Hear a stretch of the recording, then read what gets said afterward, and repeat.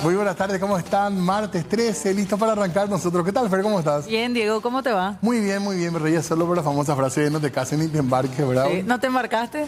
No. ¿Te embarcaste ya días antes? Y casarme ni qué decir. Sí, no te casaste, ¿verdad? ¿No te casaste un martes 13? No. Años atrás. Ahora viene bien en este caso porque es feriado al día siguiente, ¿verdad? Porque casarte un martes 13 es medio aburrido. Es medio ¿verdad? raro luego. Sí, a cierta hora se van a ir todos los invitados, no vas a poder ni bailar el trencito ni nada de esa historia que se hacen en los casamientos. Sí. Qué impresionante las reacciones globales con respecto a la muerte de Mujica. Sí. Ya habrá tiempo seguramente para jugar su obra como presidente, pero indudablemente como figura incluso de pensamiento ha marcado una época Mujica. Incluso el presidente Santiago Peña posteaba ya en su cuenta de X para entender un poco esto que realmente está motivando que muchísima gente se ponga a escribir sobre el expresidente uruguayo. Así es. Dejando de lado cualquier discusión ideológica, Sí, ¿verdad? para después. Se marca como un líder en lo que fue en su momento Latinoamérica, así que vamos a estar hablando también del fallecimiento, un poco analizando en qué contexto también se da en Uruguay, así que vamos a estar enseguidita con ese tema, porque también tenemos noticias a nivel local. Claro que sí, un tema que siempre nos preocupa, ¿verdad? Porque creo que hemos hablado muchas veces de lo que son los derechos de las personas menores de edad, sobre todo, y la necesidad de protección de lo que es una democracia que no puede ser tal sin niños y niñas que gocen todos sus derechos. Así es, la Cámara de Senadores ayer pospuso, tratar este proyecto que básicamente lo que habla es de tipificar y establecer penas de hasta 8 años de cárcel para esta práctica conocida como el criadazgo, Diego. Claro que para nosotros cuando decimos criadazgo probablemente sea muy sencilla de entender, quizás más difícil de ponerla en papel, en letra, en una ley para que realmente cumpla su función la norma y que no sea letra muerta finalmente. Por eso ya tenemos como invitada a la senadora Yolanda Paredes, quien nos está acompañando en esta tarde y noche. ¿Cómo le va, senadora? Bienvenida. Gracias por venir. Acá compartiendo también. ¿Por qué hubo tanta polémica, senadora, con este tema? ¿Cuál es el punto para usted crucial que hay que entender en este proyecto de ley? Yo creo que lo principal y el punto de discusión fue realmente la definición de criadazgo. ¿Qué significa realmente criadazgo? Uno, eso. Y dos, yo creo que tampoco no se le dio la difusión suficiente en la sociedad. Porque sabemos que el criadazgo es una práctica común, cultural en el Paraguay. Y para que la gente entienda un poco, porque hablamos pues difícil de repente en el Parlamento y la gente no entiende de qué estamos hablando. Es el famosos casos donde familias de menos recursos entregan sus chicos, niñas, niños, adolescentes a otras familias de mejores recursos económicos a los efectos de que lo alimente o lo eduque. Sí. Con esa finalidad se entrega. ¿Y qué pasa con este proyecto de ley? Cuando definen, ellos hablan de que se le entrega a los niños, niñas, adolescentes para someterlo a trabajo doméstico forzoso. Y no especialmente las familias entregan a sus chicos para trabajo forzoso.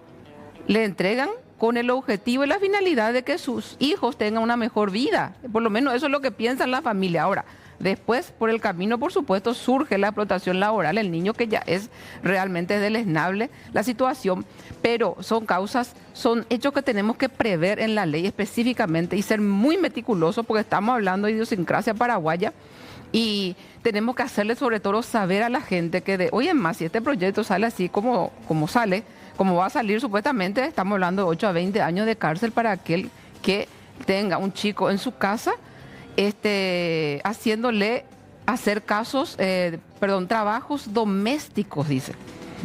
Y no solamente eso. ¿Qué eso puede implicar?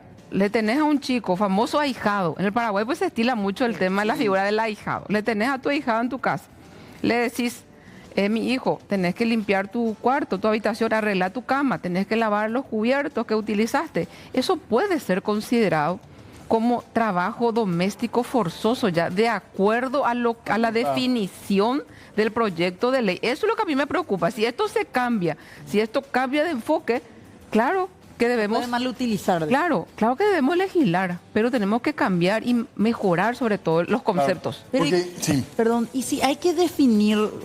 bajo su concepto y su pensamiento, senadora, ¿cómo podríamos definir entonces el criadazgo para que no se preste a esas malinterpretaciones? Para mí que el excluir la palabra trabajo doméstico, tiene que ser trabajo doméstico en condiciones forzosas, algo así.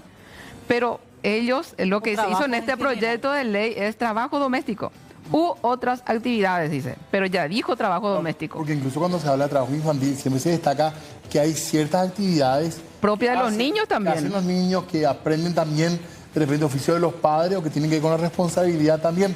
Por eso es importante delimitar, porque si no también muchas situaciones se podrían llevar a extremos, ¿verdad? Que creo que no. Imagínate el papel de los jueces que van a aplicar esto. Y cuando nosotros sabemos, cuando no está bien tipificado el hecho punible, eso puede crear controversias y abusos sobre todo, y mala interpretación y aplicación de la ley. Entonces Lo peor es que sea o pareí también. Puede ser también. 200.000 casos van a decir, no, esto ya no es nada, si no puede ser tan general y que termine en la nada, que es lo más grave también. Es otro peligro también, ¿sí? Pero con la pena no hay problema. Con la expectativa de pena. Con la expectativa de pena, hasta yo diría también que podríamos empezar con menos. A mí lo que me preocupa realmente es la falta de socialización de este proyecto de ley. Va a suceder, yo creo, lo mismo que está sucediendo con el tema del cambio horario. Cuando cambiamos la cultura, cuando tocamos cultura paraguaya, tenemos que ser más delicaditos, más meticulosos, socializarlas y a ver qué la población piensa, porque eso también a nosotros nos va a ayudar. Nosotros legislamos, pero legislamos para los paraguayos y tenemos que tener eso en la mente, que tenemos ese compromiso de que eso sea más beneficioso a la sociedad. ¿Cómo vamos a ver si realmente los alcances que a lo mejor nosotros legisladores tenemos en nuestra cabeza realmente se va a poder llevar a la práctica? Es escuchando a la ciudadanía. Y ahí está el grave error, yo creo, de este proyecto de ley. Pero hubo audiencias públicas incluso, ¿verdad? Pero yo que estoy ahí adentro, prácticamente yo no escuché nada, ninguna difusión. Y yo te puedo asegurar que vos preguntás a la calle y le decís, ¿vos conocés el proyecto contra el criadazgo? ¿Y qué es criadazgo? Para empezar, porque no es pues, un término que se utiliza en Paraguay. Nosotros en Paraguay, en la campaña en general, es criado, el criado, la criada. Pero el criadazgo no es... Criadito incluso se dice. Criadito ya como una manera ya un poco más. Ya se empieza a entender el tema. Pero el criadazgo yo te puedo asegurar que la población en su mayoría absoluta no está entendiendo lo que está sucediendo. Y que vamos a penalizar hasta 20 años la situación de estos niñas, de estos niños o adolescentes en casas familiares. Nos acompaña también aquí, aparte de la senadora, la abogada Lourdes Barbosa. Ella es especialista en trata y derechos humanos. ¿Cómo le va? Gracias por venir. Muchas gracias, buenas noches a toda la audiencia. Doctora, yo nos estaba mirando, contanos por sus impresiones ya de entrada para escuchar un poquitito tu postura. Bueno, la iniciativa partió en diputados a partir de una mesa interinstitucional que en reunión con las diputadas proyectistas tenían como objetivo llevar adelante un anteproyecto de ley en ese momento, hoy día proyecto, era que pueda propiciar una política pública, principalmente ese era el sentido, una política pública para abordar la realidad de los niños y niñas criadas, que actualmente no tenemos cifras actualizadas respecto a oficiales, respecto a la cantidad de niñas y niños que están en esta condición, pero llegaron a ser 47.000 niños y niñas en el Paraguay, lo cual implica...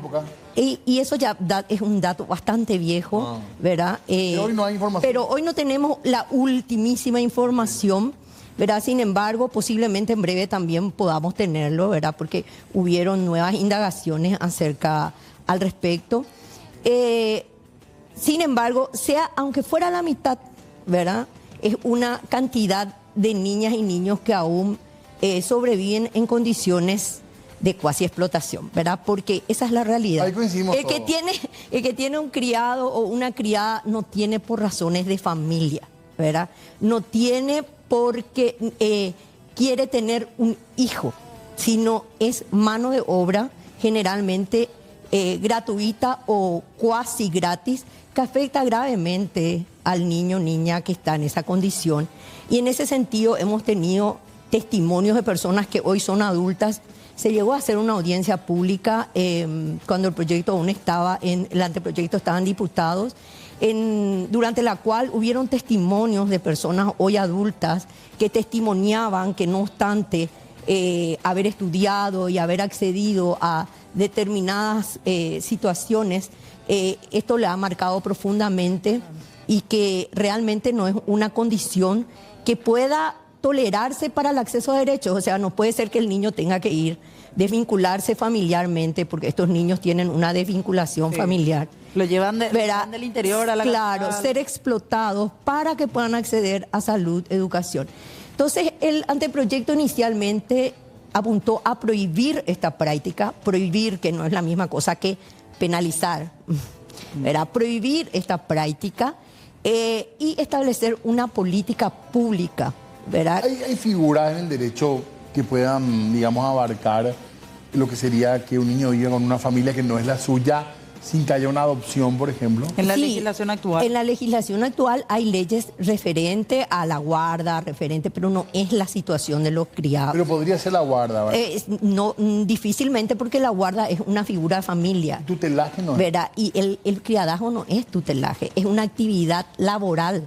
El que tiene el criado en su casa o la criada en su casa, lo tiene con fines de que realice tareas, ¿verdad? No es que le tiene para que arregle su cama o barra su pieza, como pueden ser los niños en el marco de la crianza familiar, sino que es para que limpie la casa, barra el patio, haga la comida y limpie la pieza de otros niños de la Y casa. a cambio ¿verdad? le ofrecen educación. Y a cambio muchas veces es educación. Obviamente que pueden haber mejores o peores condiciones conforme a la familia, etcétera. Pero el sentido final de todo esto es que en la lógica de los derechos de los niños, que tienen que ser para todos los niños por igual, ¿verdad? No pueden haber niños en el Paraguay que tengan que pagar con su trabajo y con su explotación el acceso a la escuela, ¿verdad? El acceso a un techo y encima con su desarrollo familiar, porque estos niños quedan marcados para toda la vida, porque no han crecido con sus familiares, han tenido que trabajar desde muy temprano, han vivido discriminación en la casa con niños de la familia y niños que no son de la familia. Y tienen el mismo derecho que todos los niños y niñas del Paraguay. Claro. Entonces, por eso una ley con enfoque de derechos que planteaba una política pública. Lastimosamente, ese proyecto que se discutió, que trabajó una mesa interinstitucional de la que participaron CONAETI, el Ministerio de la Niñez, muchísimas instituciones que ahora no quiero nombrar para no olvidarme ninguna. Sin embargo, ¿verdad? En senadores actualmente, ¿verdad? Desde propuestas que han salido, tanto en la Comisión de Legislación como en la Comisión de Niñez, se ha modificado en el sentido de introducir la sanción penal. Pensar o no en penalizar el criadazgo fue una larga discusión en esa mesa de trabajo inicial, porque justamente el temor era responder a una realidad social, cultural, como decía la senadora, de entrada con una persecución penal, que en definitiva lo que podría significar en la práctica, porque esto va a tener que bajar a la realidad, van a tener que haber denuncias, va a tener que haber persecución penal, va a tener que haber proceso, ¿verdad? ¿Y en qué va a derivar? Y puede derivar en una mayor exposición y revictimización de los niños y niñas en criadazgo. Sí. Por favor, que nos digan cómo se va a actuar con ellos, cómo se les va a abordar como víctimas del crimen por los pisos penales. ¿Eso no está dentro del proyecto? Eso no está, ese abordaje está dentro del proyecto, pero como parte de una política pública, no como víctimas del crimen, porque acá ya no hablamos ni de delito, porque el marco penal que plantean es bastante alto. Pero ahí, por ejemplo, discúlpame Lourdes, lo que me preocupa, justamente ahí habla un articulado sobre el tema de reinserción supuestamente al ámbito familiar de estos chicos. ¿Y de qué reinserción familiar vamos a hablar si justamente las familias propias decidieron, papá y mamá, en condiciones paupérrimas, entregar a sus chicos supuestamente buscando una mejor vida? Está bien, vos podés recuperar supuestamente de ese chico, de ese criadazgo, le volvés a llevar a su familia. ¿Y quién se hace cargo de ese chico? El Estado. ¿Se va a encargar de la salud y de la educación de ese chico? No se va a encargar. Y se va a ir al prójimo también, a lo que Dios es grande. Yo lo que pienso es que tenemos que hilarlo más fino este tema, justamente estableciendo y tipificando bien lo que es el trabajo doméstico. Por supuesto que yo también estoy en contra, yo creo que todos estamos en contra de la explotación infantil laboral. Pero no tenemos que tampoco olvidarnos que el criadazgo también originó, por ejemplo, chicos que salieron de la pobreza, hoy en día son profesionales. Ahí en el propio Senado, cuando estábamos debatiendo el tema, se acercó un alto funcionario del Senado y me dijo, senador, yo estoy de acuerdo contigo, yo fui criado. Yo también fui criado, me dijo. Yo vine en la campaña, me crió una familia y gracias a eso hoy soy abogado. Salió de la pobreza, superó obstáculos gracias a eso. Entonces, no podemos tampoco criminalizar el criadazgo. Lo que tenemos que criminalizar es justamente la explotación infantil laboral que se da dentro del criadazgo. Ahí, perdón, senadora, ahí me quiero detener porque justamente eso era lo que yo quería consultar. ¿Hasta dónde se va a considerar un hecho punible? Eso. El hecho de que vos tengas trabajando, porque fue una cuestión también que se debatió ahí en el Senado. Perdón, esa es una decisión de la política pública y en este caso de la política legislativa. Por eso es que es tan grave lo que está sucediendo, no es poca cosa, ¿verdad? Porque ninguna política pública puede ser arbitraria, así como no puede ser arbitraria la política judicial, la administración judicial, tampoco puede ser la política legislativa. No ser arbitraria quiere decir que se tiene que manejar en el marco de la Constitución y de las leyes, de las normas internacionales, ¿verdad? Y en ese sentido no puede pensarse en una criminalización, ¿verdad?, de una práctica sin tener bien claro cuál va a ser la política pública para las víctimas de ese crimen, ¿verdad? O sea, ¿qué política pública se va a generar para las víctimas de ese crimen?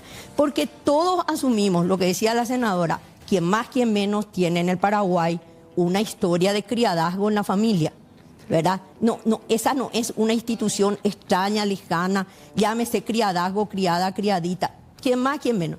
Entonces, sin embargo, todas nuestras familias también guardan el dolor que se acompañó a la ventaja, el dolor de la discriminación, el dolor de no crecer con la familia. Hoy, siglo XXI, ¿verdad?, no necesitamos seguir teniendo este tipo de instituciones de facto para responder a la falta de políticas públicas. Entonces queremos una política pública, pero si criminalizamos, ¿verdad?, no es solamente una política social la que tenemos que tener. Tenemos que tener una política de atención a víctimas de ese crimen. Y esa ley en ninguna parte contempla eso. Ahora, tengo otra consulta, porque también se generaba en el Senado, abogada, la discusión de esto abarca solo el criadazgo. Y decía el senador líder Amarilla, vamos a estar haciendo leyes y leyes sobre distintos tipos de explotaciones infantiles. ¿Por qué no hacemos una ley que englobe de protección de distintos tipos de explotación? ¿Es válido para usted eso o usted dice no, tiene que haber una ley específica para esta práctica en particular? No, fíjese, le vuelvo a decir, realmente nosotros nunca, cuando se generó este proyecto de ley en la mesa, nunca se planteó, por más de que se dudó, se habló, se discutió, pero desde el principio el planteamiento fue no penalizar, sí prohibir. Y en todo caso, la prohibición podría acarrear, porque no, sanciones de índole administrativo de repente, ¿verdad? De hecho, el trabajo doméstico de personas menores de edad está prohibido, ¿verdad? O sea, ese marco. Ahora, en el criadazgo concretamente, hablamos de algo más que trabajo doméstico. ¿Por qué? Porque los niños que están en criadazgo están privados del cuidado familiar, viven en el lugar, ¿verdad? Entonces, lo que se planteó concretamente no pensaba en la sanción penal. Entiendo eso. Entonces no se puso a pensar en el proyecto qué hacer con la sanción, sino apuntó a generar una política Pero ustedes pública. dicen, perdón, esa parte se entendió, abogada, pero ustedes dicen tiene que haber una ley específica para criadazgo. Esa era la pregunta. Sí, para la política pública sí pensábamos que hacía falta una ley específica para el criadazgo. Ahora, para la sanción hubo una recomendación, incluso la Corte Suprema de Justicia, a partir de un análisis de la ministra Carolina Llanes, en la que planteaba, ¿verdad?, a la Comisión de Legislación la posibilidad de que se incluya en todo caso, ¿verdad?, como una modalidad de trata y se tipifique modificando la ley integral contra la trata de personas. O que sea un agravante. Claro, también puede ser. O un agravante, o se tipifique, porque hoy día el Ministerio Público, cuando uno le pregunta por qué no persiguen como trata un criadazgo cuando hay los elementos. Y lo que ellos plantearon, al menos lo que a mí me tocó escuchar, es que hay veces en los cuales no se da el traslado, por ejemplo, porque el chico fue dejado en la casa, etcétera, etcétera. Pero si eso entra como una modalidad específica de trata, esos aspectos se pueden salvar si se establece claramente como una modalidad de trata, tal cual lo planteó. El maltrato infantil no incluye ya, doctora, esto. No hay figuras ya como para no llenarnos de leyes, nomás también que después no y podría ser trata también. Podría ser trata también. ¿Por qué no, verdad? Podría ser trata. Ahora no se está sobrelegislando, cree usted. Y podría ser, en nuestro país sobrelegislamos mucho. Una cosita, es raro que no se sepa tampoco, nos tengan datos estadísticos de cuántos casos hay, como un comienzo nomás, digo, para... Como casos puede ser que existan, yo eso no le quiero decir que no existan casos enunciados, por ejemplo, a Fonoayuda, ustedes podrían averiguar las estadísticas en ese sentido. Ahora, en términos de políticas públicas, para basarnos en en una política para cuánta población estamos hablando, tendríamos que actualizar esa información y que es justamente lo que se plantea a partir de esta ley, ¿verdad? Esta propuesta, este proyecto de ley lo que planteaba justamente en el marco de la política pública es poder hacer ese tipo de estudios, un sistema de información que permita generar una política pública que permita acabar con esta práctica, porque esto es un proceso. En una semana se trata de cultural y social. Mira, ahí está el tema. El 20 de mayo, el otro martes, sanción fixta. Sí o sí tenemos que votar, por eso llamaron a una extraordinaria. ¿Para cuándo, senadora? Y para el otro martes, sanción fixta, sí o sí votamos. Imagínense, algo tan delicado que no se socializó y tenemos que votar por el sí o por el no. Y así como están las cosas, aparentemente hay un ambiente en el oficialismo, en el cartismo de aprobar esto, así como viene, y eso es lo peligroso. Pero, disculpe, senadora, pero ¿cuál será así como viene? Porque está el dictamen de la Comisión de Legislación que establece un tipo penal parecido al de trata, aunque no modifica la ley de trata. O sea, ahí hay cuestiones penales un poco. Pero justamente el tema de la definición y el concepto pues no se cambia. Entonces vamos justamente a lo que yo les decía, trabajo doméstico habla. Sencillamente el trabajo doméstico va a llevar realmente a arbitrariedades y yo ya quiero ver los pobres jueces que van a implementar esto. Yo creo que va a ser una locura. Eso es una pena, que no se haya consultado a la Fiscalía Penal en un espacio más participativo, pues tal vez lo consultaron así privadamente, pero los demás no hemos escuchado los argumentos del órgano que tiene a su cargo la persecución y sanción. ¿Cómo es que va a perseguir? ¿Dónde va a encontrar los elementos del tipo? Claro. Porque están planteando lo que se llama tipo penal en blanco, ¿verdad? Porque hace una remisión a la definición. Y ese tipo de prácticas, si bien existen a veces en las legislaciones penales, son de mucho cuidado porque pueden violar el principio de legalidad, que es un principio constitucional, ¿verdad? O sea que realmente es de cuidado lo que está pasando. Ojalá le encontremos una vuelta a este tema. Gracias, doctora, por estar con nosotros, senadora. Vamos a atento porque esto continúa. Continúa, el martes continuamos en el Senado. Bueno. Gracias, abogada. Gracias. Tenemos que hacer una pausa. Volvemos enseguida con más temas. Hablamos de Pepe Mujica en un segundo nada más. Muy bien, 19:33 ya estábamos hablando y comentando un poquitito en medio de los eventos que tuvimos hoy a nivel nacional. La tarde, digamos, tiene un quiebre informativo con la noticia que llega desde Uruguay. Yo al menos la cuenta que leí fue la de Yamandu Orsi, el presidente uruguayo, que informaba del fallecimiento de José Pepe Mujica, expresidente del Uruguay. También fue diputado, también fue senador, bueno, figura del Frente Amplio y de su país. Y también hay que decirlo, era una figura de pensamiento político seguramente las más importantes de los últimos tiempos. Así es. Él fue, de hecho, Yamandu Orsi, de los primeros en dar a conocer la información, en confirmar lastimosamente el fallecimiento a los 89 años. Así mismo. De José Pepe. Ya venía mal, habían anunciado que le estaban dando tratamientos paliativos ya para el dolor. Él mismo había anunciado que se alejaba el descanso del guerrero, decía, en verdad, ya basta, ya ni más entrevistas ni nada, dando como un paso al costado. Después una vida política muy activa que tuvo Mujica. Así es, señor. Nos ha dejado pensamientos, frases, por sobre todo también, podemos decir, que marcaron la vida política y el actuar en ciertos años, principalmente del movimiento político que se vivió en toda Latinoamérica. Así mismo, una frase inolvidable, hay documentales y un montón de pensamientos de él que seguramente va a ser recordado también. Así que queremos hablar del tema en la jornada de hoy también, por supuesto. Así es, nos acompaña vía Zoom Leandro. En 5 serán las 20, nos empezamos a ir nosotros. Sí, señor, pero quédense en la señal de C9N porque ya se llega, en este caso, QAP con toda la información policial. Claro que sí, aparte con la previa a un feriado, nos imaginamos en casa ideal para ver la tele. Así es. Bueno, antes de irnos, comentarles lo que está ocurriendo. Ayer se conocía que renunciaba a la dirigencia del Club Guaraní el ex vicepresidente Hugo Velázquez. porque él decía que nuevamente se iba a poner la albirroja, básicamente. Asimismo, nuevas intenciones políticas y se empieza a hablar ya de los nombres y los lugares que podrían ocupar en la disidencia colorada. Y una eventual puja entre Velázquez contra Vince, Arnaldo Vince. Aunque algunos hablan de una dupla. Quizás también. Vamos a escuchar las reacciones que se generaban hoy respecto a este tema en la Cámara de Diputados. Hoy Hugo Velázquez viene a sumarse a varias candidaturas que ya han manifestado algunos dirigentes, como Lilian Samaniego, por ejemplo, que también está recorriendo el país, Arnoldo Vince, que está haciendo lo propio, pero en el entendimiento que finalmente después se verá el mecanismo y una sola persona será el que sostenga la bandera de la disidencia, será candidato o candidata a presidente de la República. Si no se suma y continúa con su candidatura, evidentemente es un caballo de Troya del cartismo. Hugo Velázquez es un hombre muy importante que tiene que ser un elemento trascendental de la disidencia y creo que él lo sabe. Hugo Velázquez es un hombre capaz de hacer un análisis objetivo muy profundo de la realidad política actual. Pero no divide la disidencia. La disidencia no debe resquebrajarse. La disidencia es su fortaleza.